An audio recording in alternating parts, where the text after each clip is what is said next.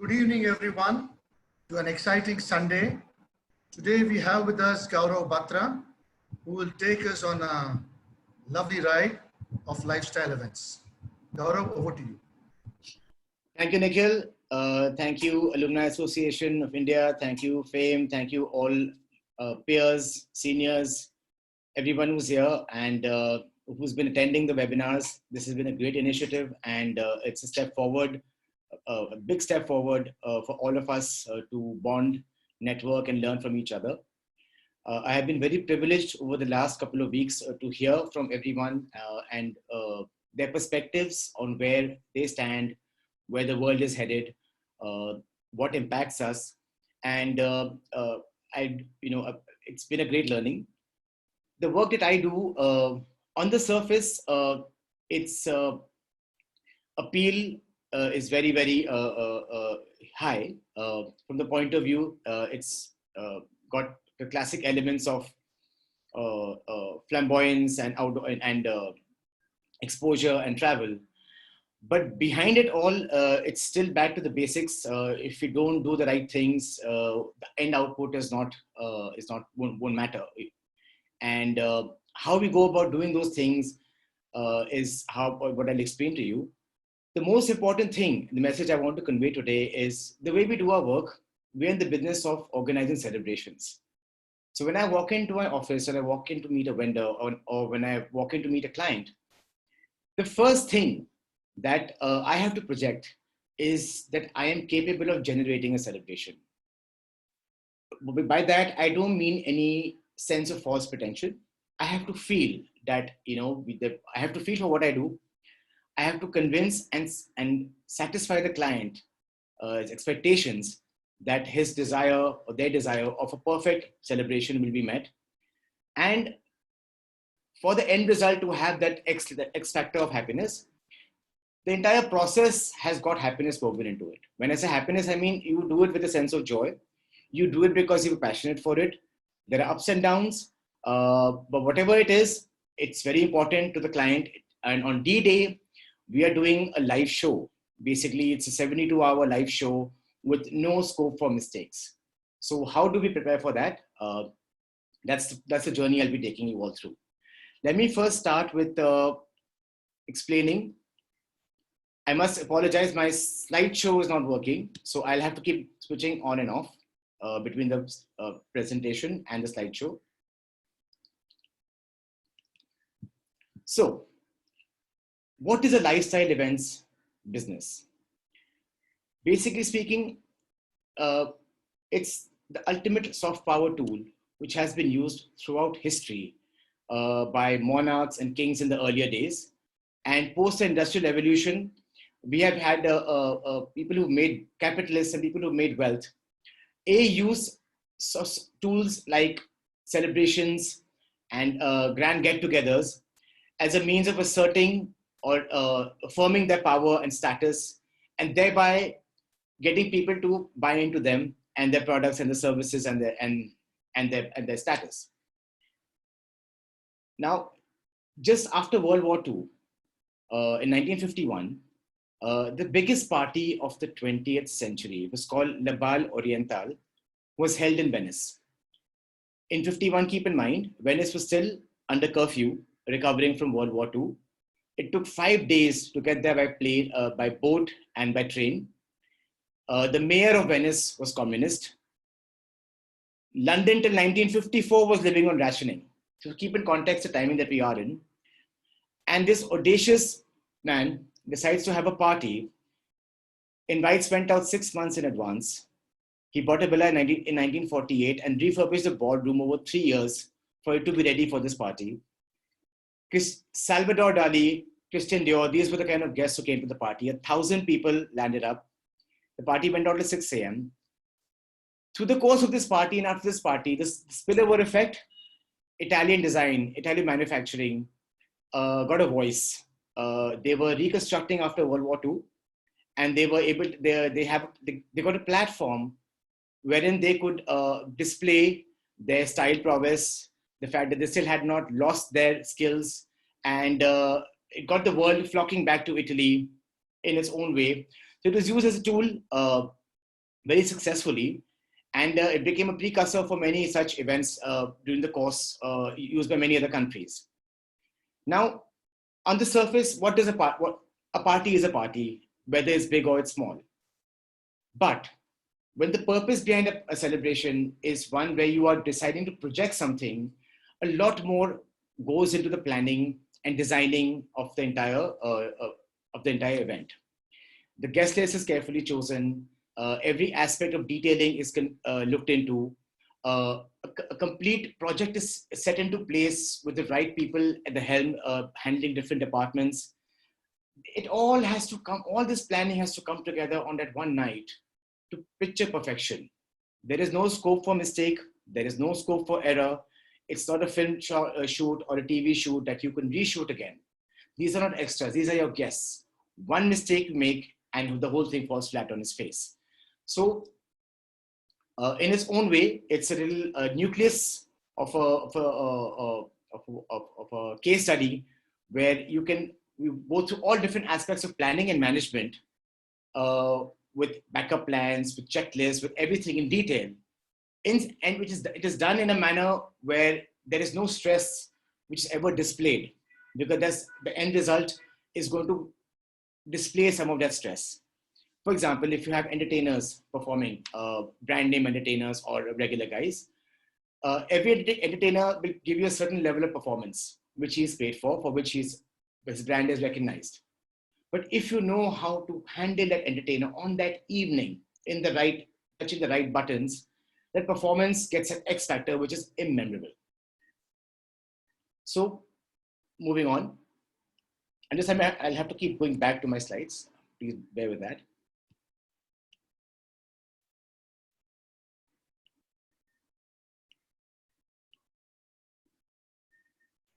Now, this, as I said, the soft power of luxury and large format celebrations is one of the best kept secrets. It's something which operates behind the scenes.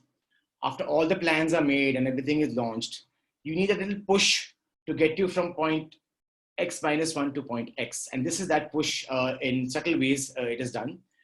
A unique thing about this industry is that through all downtimes and through all downturns and all recessions, it has always been there.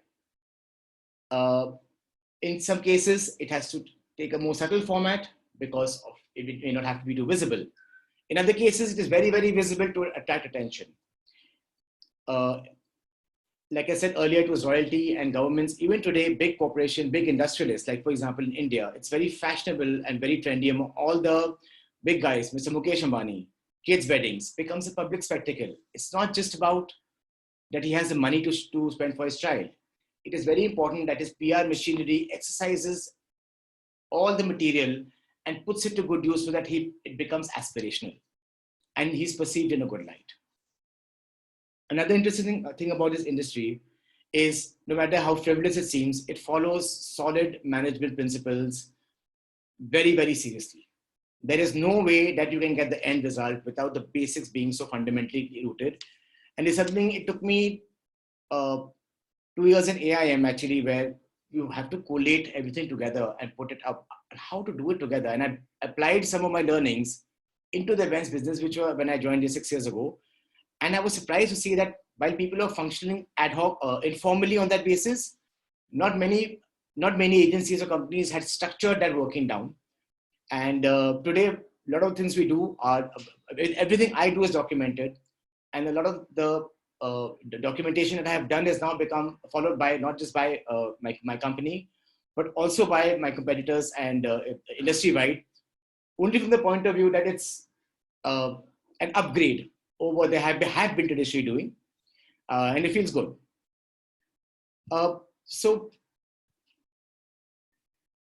I want to take you through everybody has attended a large-scale event, a large format, corporate event at our level, all of us have been to. But these personal celebrations are something very, very unique, not just for the scale and grandeur, but also if you realize that the level of thought and detailing which has gone to make it happen. Like I said, there's no scope for mistake. These are successful, rich people, achievers in life who want to make a certain statement and project it a certain way. And They entrust you with a certain responsibility because you have the experience to deliver it. They rely a lot on you to give the inputs, and they take it very well. But in the end, our suggestions are their decisions. So we live by that. I hope you the video was give you a sense of the size and scape. Now let me talk behind the scenes of what happens. You have 4 days of events. You have all the guests staying in the hotel. You have multiple venues throughout the hotel wherein the events are going to happen. There are four nights, 4 dinner banquets and 4 lunch banquets. 7 setups are happening in terms of decor. 7 setups are happening in terms of technical production. You have crews who was 1,700 crew were on site in terms of hospitality people, hotel staff, security, production people, decor people, floral people, Ralph Lauren team, hair makeup team, who don't have to be visible. So you first of all do a master plan wherein everybody is kind of having their own way of zones of operation without crisscrossing each other. You have to ensure that the setups are not visible to the guests from their windows. You have to ensure that there's no drones are visible on the property. If you have a drone which is visible within the hotel premises compound, you authorize to shoot it with an air rifle. We had to ensure there were no people gate crashing. We had to ensure that all the guests, their basic services, laundry, everything was taken care of. We had to ensure that everybody was coming on time. Food and beverage was on par. Nobody was falling sick. These are many variables at play at the same time. Multiple teams operating, everyone was a champion in their own domain. We had 6 weeks of prep for this from start to finish.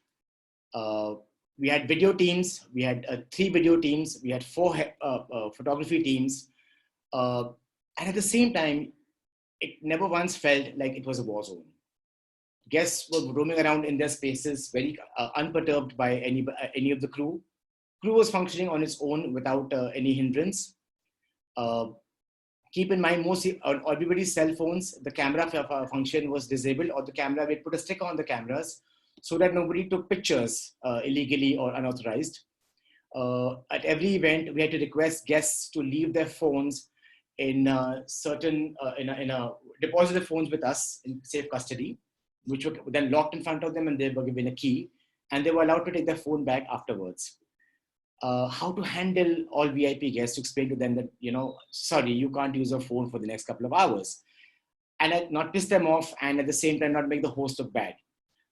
As you can understand, it's even in the best of times, it's not an easy task to accomplish with all VIP list. But this is just par for the course for us. It's handled very well. It's done behind the scenes. It goes on. I'll elaborate a lot more on how events are organized. What I'd like to address today here is COVID-19 is a very unique phenomenon. This pandemic has been nothing like what we have experienced in our lifetime for multiple generations. The last big upheaval that we could even comparable was World War II. That was before social media, that was before information, that was before many, many other factors. Here we have all of humanity, rich, poor, united through communication, united through suffering, and for the first time being able to relate to each other in some ways, because the pain, some of the pains are finally common. If social distancing is going to be the new normal, an evolved form of social distancing is to be the new normal, will it have an impact on large-scale celebrations? Will they have an impact on people wanting to celebrate, wanting to have big gatherings? A phenomenon like the let's call it demonetization, phenomena like Great Depression, World Wars, something which large format celebrations have been able to overcome through the years. Have they finally met their match in COVID-19? And is there something that they have to? Is it the end of the road for them? Or is this business relevant in a way that the way it's run, the way it is structured, it has an inbuilt power to bounce back? overcome instantly with minimal pain, and is the story of this business uh, uh, have lessons for other businesses to learn from and make themselves COVID proof. So let me explain what the luxury events business is all about first. We are familiar with events. Events are usually ticketed or sponsored or for corporate purposes. You have there are multiple outlets. They're very commercial in nature, but all events have one thing in common, that it's eventually about a live show, and that live show is to run spotlessly. The events industry is $1.1 trillion big in 2018 and projected to reach $2.3 trillion in 2026 until this COVID phenomenon happened. That's a huge number. If you actually go to see,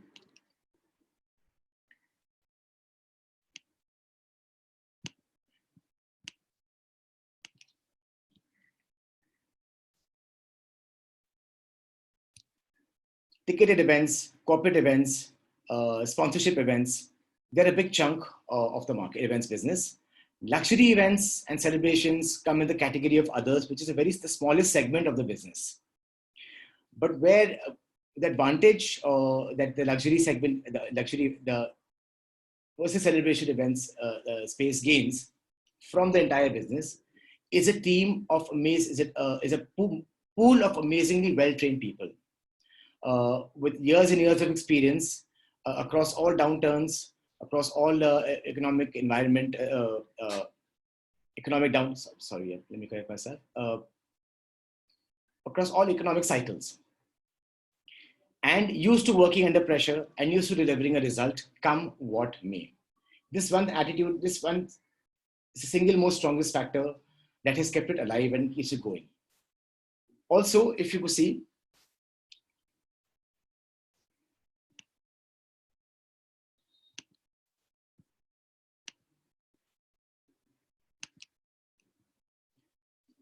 the compounded annual growth rates of this business are huge, and Asia is leading the world in terms of growth, and it's poised to overtake the US in the next 5 years and Europe in the next 10 years at the current rate of growth, relevant as of 2019.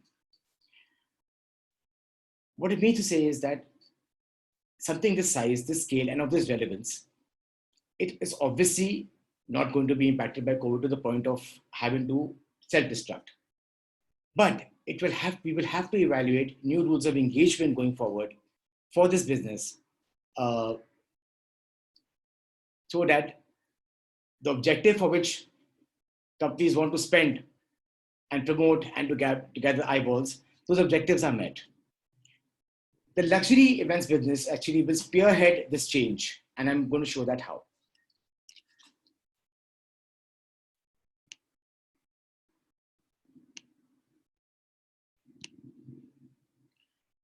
Also, we're very familiar with luxury goods. Luxury goods are by definition a structurally stable segment. They have the right size because they're niche. They're the right business model because they're aspirational, and they survive through all business cycles. So the timing is very good.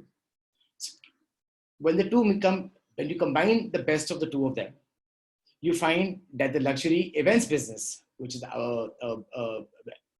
has actually gained over the years, developed into the champion of all the best practices from both the businesses and the best skill sets, most developed skill sets from both the businesses to lead this change.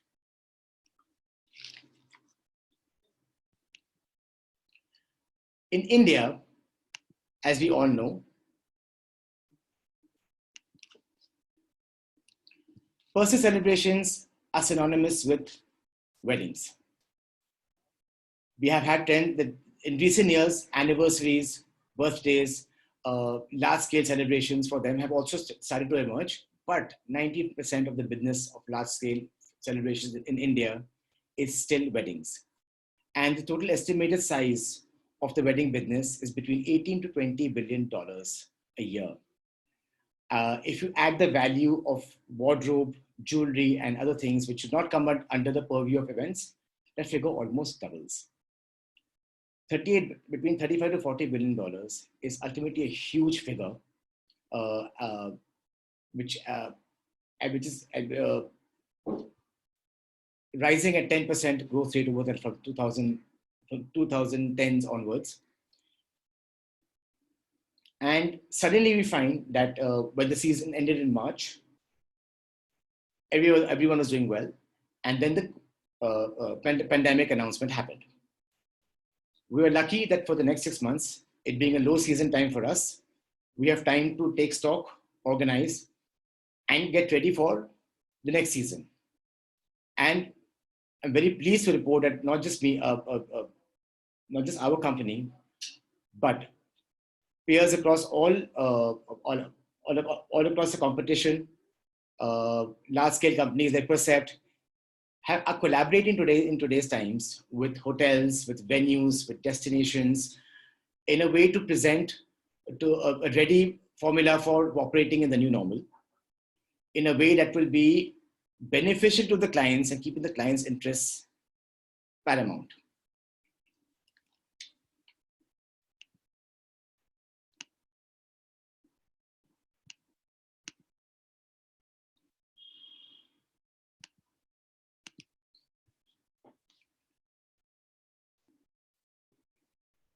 A spend of $31,000 per wedding in India as an average ticket size was higher than the US. India's population of youth demographic is youth dividend is also very, very huge. The wedding business is something which has just started to take off and percolate down to the lower sections of society as well. In the earlier days, a large format celebration was only for brand name families and with people with lineage. In today's times, anybody with money can recreate the same magic and have a grand wedding of their dreams. How is it possible?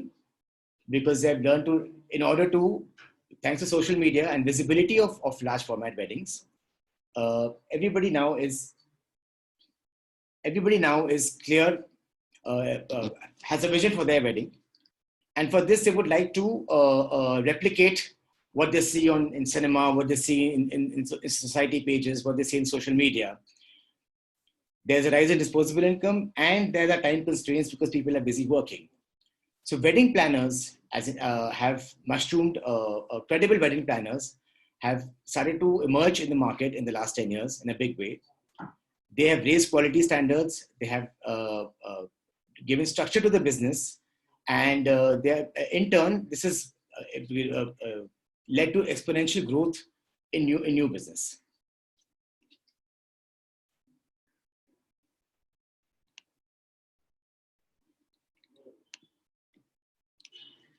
Now, is this business scalable? One would think that in one's home market, or say within India, you can pull off things. Yes, operating within same domicile is easier, but destination weddings, which in which the client pretty much tells you where he wants to be, or you ask you for advisory, are a trend to stay. The reason being that if you have a wedding in your hometown, or it's within your city, or you have to invite a lot of people, and it becomes like a huge event, but with no soul. So what people have started doing is they've started having a reception in their hometown for everybody who's not very close to them. And then a smaller group, and by small I mean between 200 to 500 people, are then taken to a destination where the main wedding celebrations happen. Now, Indian wedding has a certain format. There are certain ceremonies, there are certain rituals, they have to be fulfilled. There are dietary requirements which have to be met. You have to have certain cuisines. Veg cuisine is very important. On the wedding day, you cannot serve non-veg food. Indian decor is very important for the weddings. Over the last 10 years, destination weddings internationally have taken off because all these things are now possible to achieve abroad to the quality standards and specs of India. Indians in the US or the UK and living abroad also have been doing weddings, but for those familiar with those weddings, I'm just going to show you a video how Indian weddings abroad can also be very different from the ones there, from the ones in India, and how the Indian model taken abroad is working very well, very scalable. Another 2-minute video, I'm going to just show part of it to show you how we have scaled this model across different markets.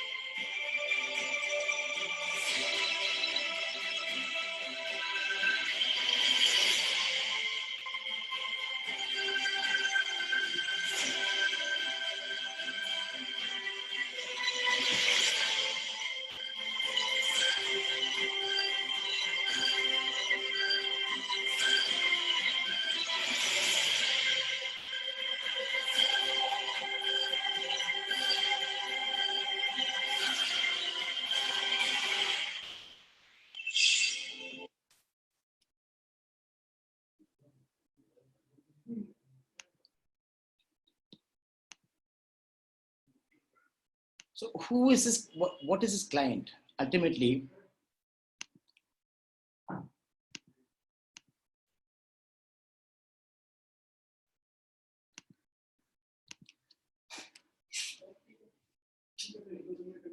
how is a wedding organized? How is a large scale format event organized? Which is more than just a wedding, because it has multiple purposes to serve beyond just a simple wedding. You have to make a statement, you have to do all the things I listed above. The way it has worked is you have to have a definite plan in place. Think of it as a turnkey project wherein a great amount of attention is paid to planning and detailing. There is a project head and there is a co-lead who operates with the project head, so that there is succession and there is seamless operation in the event of somebody, of a mishap. You also have people who are domain experts in different departments who then put together a working plan with checks and balances.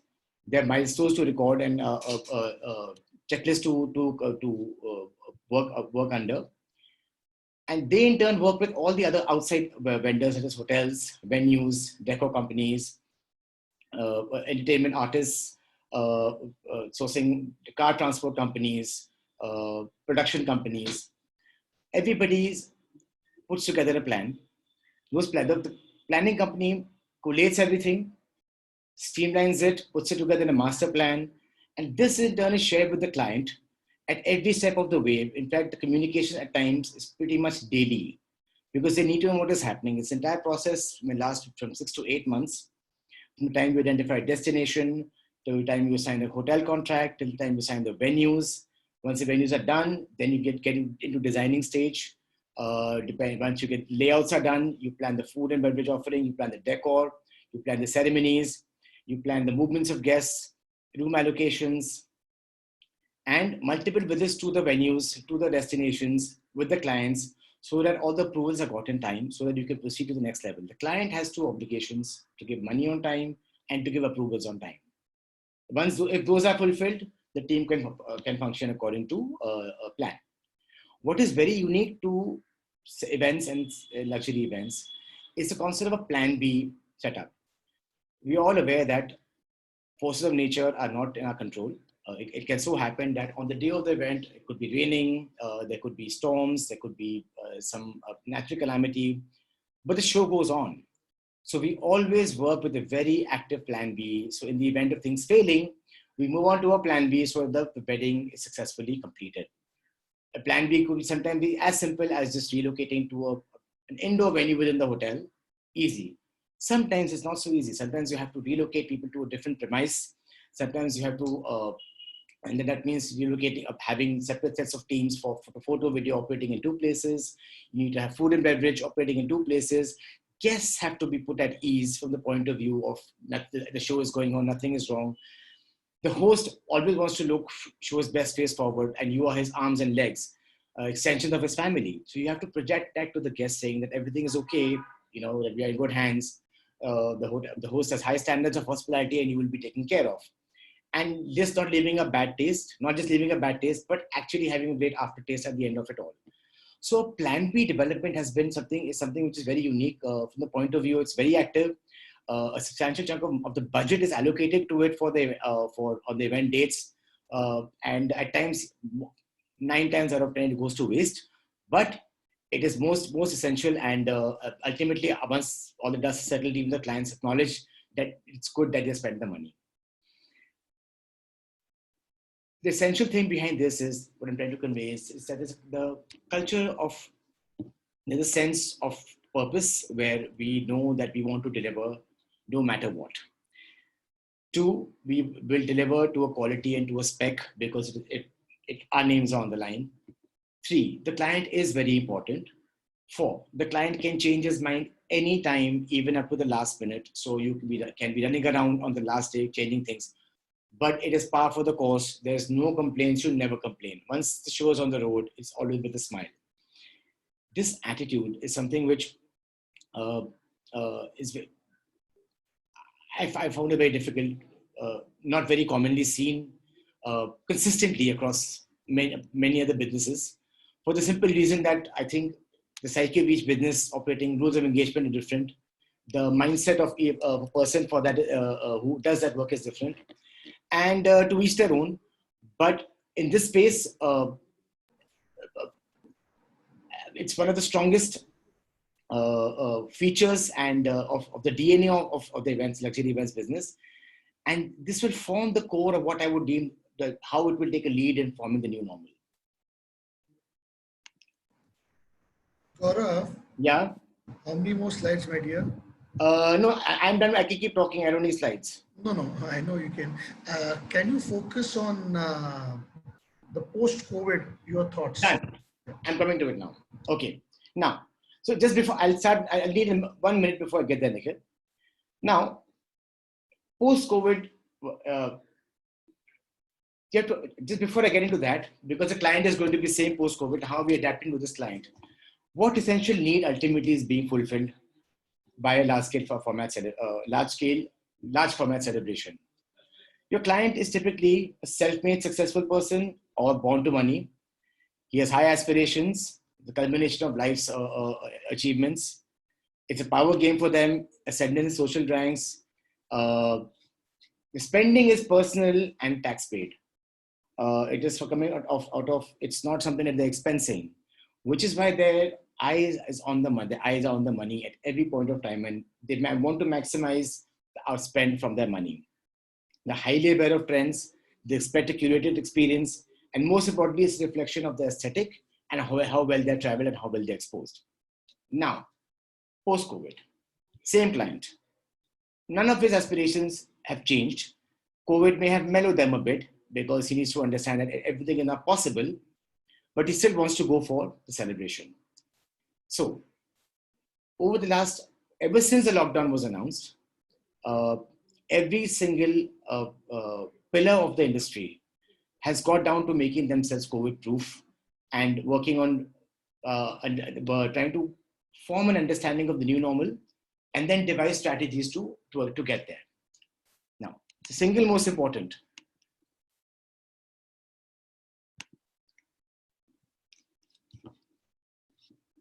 In addition to the existing CXOs, the Chief Hygiene Officer and safety task forces have now been mandated within our industry informally as a way to go forward. Meaning, in the existing setup, we do have a housekeeping department. That was in the, and because hotels or venues were taking care of that. But now we're looking at hygiene end to end. Means from the time you make contact with the guest till the time you say the last goodbye. Now, when you make a contact with the guest, typically I have to take it step by step. It's on the phone, or it's by email, or it's by a written in a written format. But then, as you come closer to event dates, you have to dispatch gifts and invites to guests. You have to most of the weddings you have chartered flights, so you have to they arrive at the airport. You have to put them on the flights, put their luggage onto the flights. When they land in the destination city, the luggages goes directly to their rooms. They're directly checked in. They walk to the rooms and the keys are handed to them. There are many touch points. So what we're doing is that every touch point, at every single touch point of every guest, SOPs are being redrafted in such a way that whether it's a hotel or it's a venue or it's a hospitality team or it's a production company, every single person is now going to have to follow new rules of engagement so that it becomes as touchless as possible. The event by itself, if you cannot have whole venues are now not earlier venue, if you could pack in 500 people at a venue, now the new constraint will enable you to pack it only to 150 or 200. We're telling our guests, our clients, this is the right size till the vaccine is found. This is the right size for you currently, because in this size you have your social distancing, all your norms are met, everything can be functioned. Please shrink your guest list. The next 6 months is not a time for not being conservative. Instead, what we're doing is the same clients who have guests from all over the world, we hold multiple events at the same time across different cities, and different family members are attending, are present in those cities, and then together through video. Just a second, please.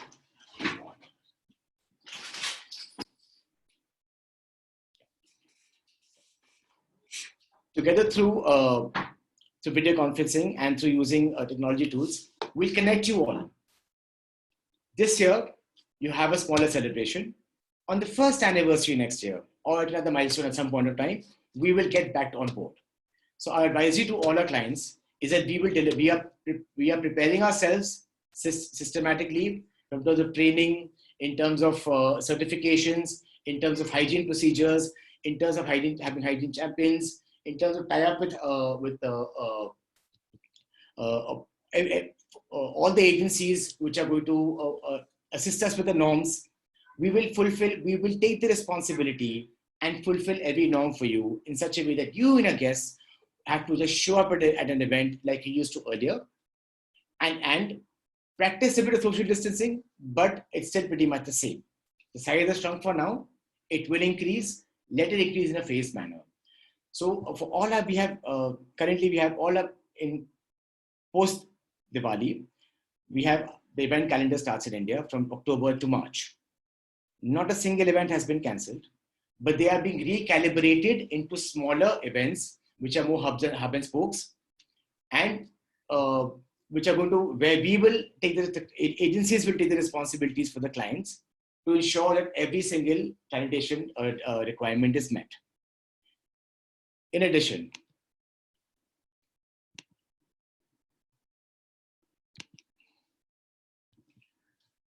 in essence, we're communicating these four things to our clients. One, that there's already started a process where we are overhauling our entire systems and processes. Trainings, skill sets are going to be relooked into. More seriously, we are there to do your work for you. We will take care of your interests. We will protect your guests. We will ensure that no one has any safety concerns or hygiene concerns when they are there. They should be able to focus their attention as guests on the celebration. Communication, which was already a big portion of our business in terms of marketing, will now take on a safety and hygiene route. For example, if you go on the Leela hotel site, they are pretty much at every touch point, they're telling you this is hygiene, safety norms have been followed, hygiene norms have been followed. they're re-emphasizing the communication to everyone to assure them that the experience and the health and the safety is not compromised. We are going to have to look at hyper personalization now. If the number of guests shrink and if they're going to be a little scared compared to earlier, which means the experience must be even more hyper personalized now, which means if somebody, buffets, for example, in small ways like buffets, for example, are no longer permissible. So you're going to have plated food served to everyone, but the way plated food is served, it is behind the scene. So we're going to have if they want at their discretion, there are CCTVs is there for them to see how their food is being made, how it is being served, how it is being dispensed, to put them at ease. Hotels are offering now to give you venues or the entire rooming on a privatized basis, so that you can accommodate all your guests and don't have a fear of any outside influence coming in. Now, these are, and we understand, are short-term measures for the next 1 year, which are going to cost the industry money. But the industry is very, very clear that if we have to, this is no time to pinching pennies. This is no time to be focusing on profit. This is a time to be putting back confidence in the client, to demonstrate with actual incentives that we mean business, to communicate that all the systems are in place, that you'll be taken care of, and so that when in the near future, when the vaccine is out and people are more assured and they come back and they start doing it, getting back last format celebrations, they will remember. They will remember, they'll appreciate. Now, destinations also, for example, today are telling people, if you're getting an inquiry, please stay in your hometown. Now, no one likes to lose business, but it's heartening to see that no one is misleading the client. No one is trying to tell them that it's all going to be okay. But how is it going to be okay? They're clarifying, and that clarification means holding a client's hand, giving him the respect, and making sure that his requirements should be met in a phased manner. So like the protocols have been rewritten, innovation will be coming in every field. Food production, food dispensing, the kind of decor which will come into play, how technical requirements will be met. In every sphere activity, the reinvention is going on right now as we speak. Industry-wide norms, rules are being rewritten. People are open platforms. We are sharing information with each other and in a bit to understand that this is what we're doing. Do you have something to offer us which can be better? So it's an open exchange and platform, open exchange platform of ideas and information, which is very healthy, very real, and there's a commitment overall from everyone that there is no going back on this, because ultimately we care about the health of the business, long-term health of the business. Nikhil? Yeah. How much time do I have? You're already overshot. Okay, fine. So anyway, the presentation is there to share. I had over-prepared. In a nutshell, I guess what we're trying to say is the luxury events business is temporarily impacted for the next 6 months by COVID, but it has got the tools, fighting tools within, to develop a coat of armor, re-emerge stronger with customer focus in mind, with the requirements of the client experience in mind, to fight back COVID in such a way that it will be a thing of the past. We are very confident that the way we are going about it will be a benchmark for other industries to imbibe in terms of how to go along, what all to do, what not to do, and how to collaborate for the future. Questions? Okay. Thank you. Can you just stop sharing the screen so everybody can? There you go. Yeah, thanks. Thank you, Gaurav. I'll penalize you later. You should call us for a wedding later on. 10 minutes you overshot. Jokes apart. Sorry about that. No, there was a lot to say. It's okay. I know. The question is from Atul Sharma. Yeah. First question. Could you please share what made you get into this business? And did you develop the network to the super rich for these events? I'll answer the second question. So prior to events, I was in luxury dining. And through the course of my restaurant industry experience, I was through my investors and through my clientele who came to the restaurants. I must say that I got fairly exposed to a certain set of people. And at the one time, I had assisted a friend in organizing a massive event at the time of the Formula One launch in India, F1. So Bernie Ecclestone had come to India, and it was his 82nd birthday, and they had to organize an event for his birthday party. And so we did that for him in Delhi. And so that got me the exposure through my existing clientele who saw me as an F&B person, but also had a relevant experience. So in 2015, I got a break to do the Hinduja wedding. I came in from the boys' side and Sanjay Hinduja's side, and we did some of the work there, and then I stuck on. Question from Manish Panchal. Any past experience of failure and how did you manage that? And to that, I will add Asavri's question. Have you dealt with praise in person, but criticism behind your back? How do you deal with it, especially as it's a word of mouth business? So one is how you handle failure and bitching behind your back. That's the question. No, I mean, failure is also part of the turf, and it's taken very, very personally only because it's a one shot at getting everything right, and it's for the client, and the client deserves not to have you fail. So there has been the one failure came on very early in my career, and I took it to heart, and I resolved from that point of time. Like I said, since the client experience was not 100%, and even I felt responsible, ensure that going forward every client gets 101 and not 99. So immediately we got back on the drawing board. We took a sabbatical from the existing project. We ensured that the reasons for the failure were addressed satisfactorily before we took on the next project, and we communicate to the other client's guests on behalf of the client that it was our fault. We had to do it. Question from Mark Ablaza. Notwithstanding all safety protocols, do you see luxury event becoming more intimate, less than 50, thereby making them more luxurious and more exclusive? Will these new events be in the new normal? Yes and no. See, in the next year, yes, the size of events, the size of the guest size is definitely going to shrink in the events, become more exclusive. But what I foresee is they have multiple of those happening concurrently. Like, for example, what we're planning in October is a wedding for an Indian client in Spain. The wedding is in Sevilla, but we have simultaneous receptions in Dubai and Mumbai at the same time, with different family members hosting it and connected through video conference. So yes, at the venue, you will have lesser people, but overall the event size can be maintained through fragmentation.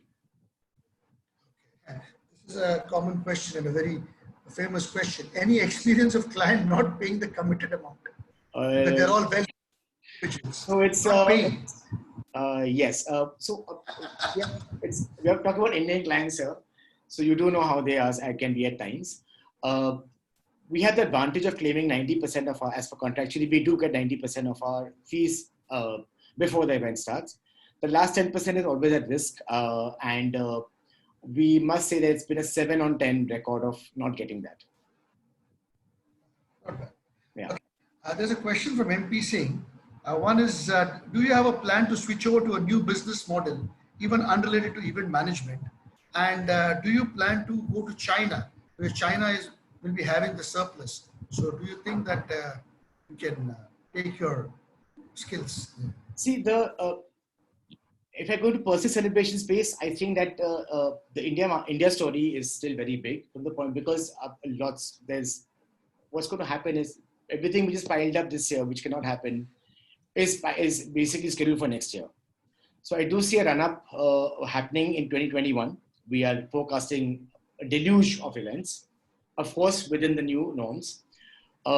Definitely, yes, China. But in China, we would, of course, a large-scale wedding celebration or personal celebration requires cultural understanding. So for which, if I was to enter China, it's definitely the biggest market, and the Chinese also do spend on their weddings, so it's a one-day format. It would be with a local partner. We have amidst us Professor Jumbo. So just like he used to cold call us, I will cold call him now. Jumbo, go ahead. Good evening. 1 minute. Yes. Hey, nice lecture. Thank you for sharing. Thank you very much. Uh, I have a question. I see MP Singh over there. Hi, MP. One sec. I'll mute MP also. Yeah. MP. How are you? You know, My question, Gaurav. You know, I think I've been chatting with a lot of my friends and colleagues, and we've all been locked down here for like 2 months already. And something we're realizing is uh, we're not we're not really missing some things. You know what I mean? We're getting used to we don't need this, we don't need that, and I'm wondering if you know customer behavior or consumer behavior with regards not only to wedding events, for example, or parties or anything else for that matter.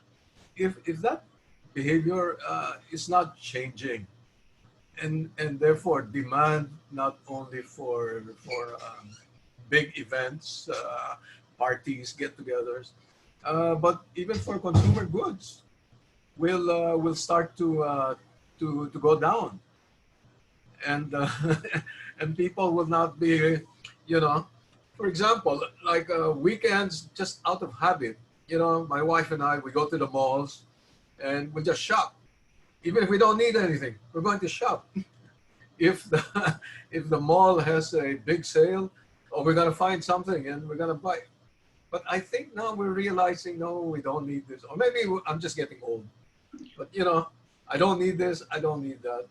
So I'm wondering, you know, if more people will not be feeling this way, and the spending patterns will not go down all around. What do you think?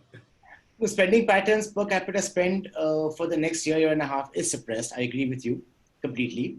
I also agree that impulse celebrations are going to be completely abandoned. No one has got the bandwidth. What I'm referring to here was a very specific niche among Indians for that in the wedding of the child. That sentiment, as planners, we also exploit subtly in our interaction with the clients. The wedding of the child is very special. So, and that, we, like I'm saying, we attend the clients. It's not the time to have a large format one right now, but and it's not the right time to have it right now. Should you wish to, we can offer you all the assistance with all the safety norms, which we will control for you and everything, but please keep it small. But we are still finding that even now in this lockdown, there are inquiries coming in for when is it getting over. I want to get my child married. I want the date of 30, 10, 20 as a wedding date. For example, we have 4 inquiries for 30th October 2020. So people are, we have to control them to take it easy for now. It's not the time to go large. Hold your horses. Do a small scale virtual wedding, maybe this year, small 50 people wedding if you have to. Then next year or two later, have an anniversary party and we can go big there. So that as long as the stream of my child's wedding, that thought is alive, we stay in business. The day that sentiment loses value, you're absolutely right, business is over. It's over, it'll be over. Thank you. Thank you, Gaurav. Thank you. Thank you so much.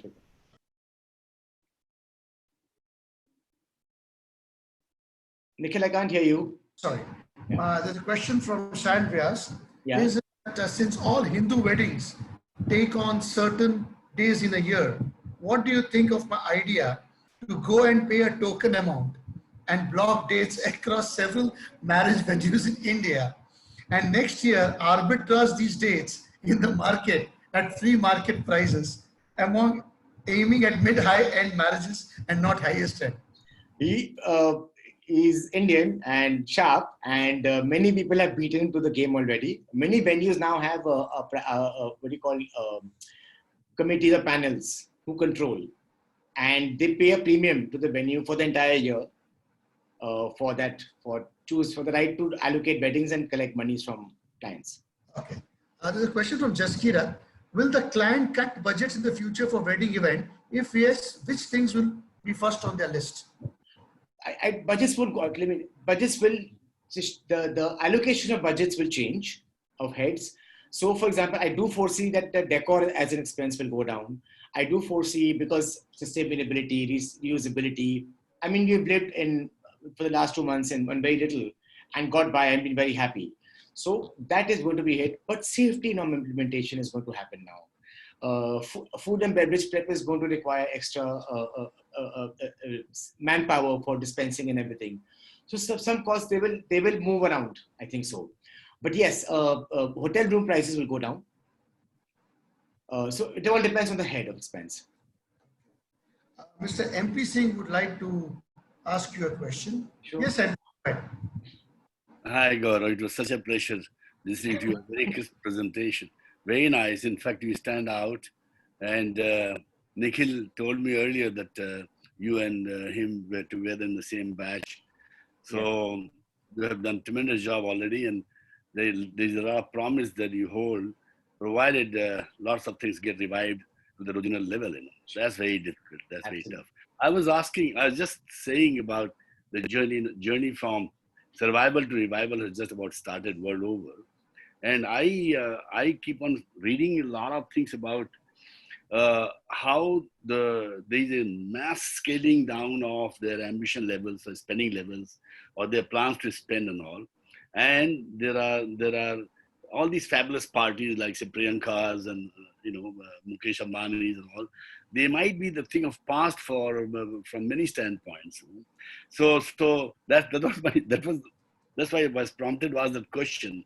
If you are adapting to a new business model, related or unrelated to your current one, which has been really successful, and as I joined my friend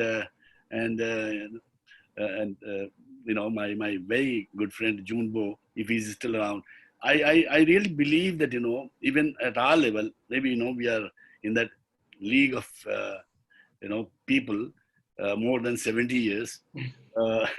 Junbo, I'm sorry if I'm not knowing your age exactly, but you also might be my age. We are really thinking in terms of being adhering to the basics of life. Not having much more than what I need. The greed is not allowed to overtake the need, and the whole scaling down of celebrations and all these things. It has started already. Isn't it a permanent imprint of the COVID-19? In fact, my temptation to listen to your talk was more to find out what damage it has already done to the psyche of people, and whether it will sustain for a long period of time, or we shall go back to square one once the whole thing gets in now. There is no square one is gone. I agree with you completely.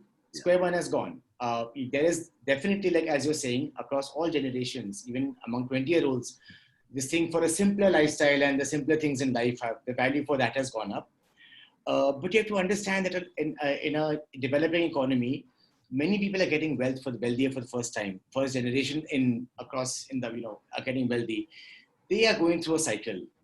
They have to do this round of spending and get away with it. And by the same logic, we did even the old wealthy in February. I did a birthday party in Jaisalmer for the Godrej family.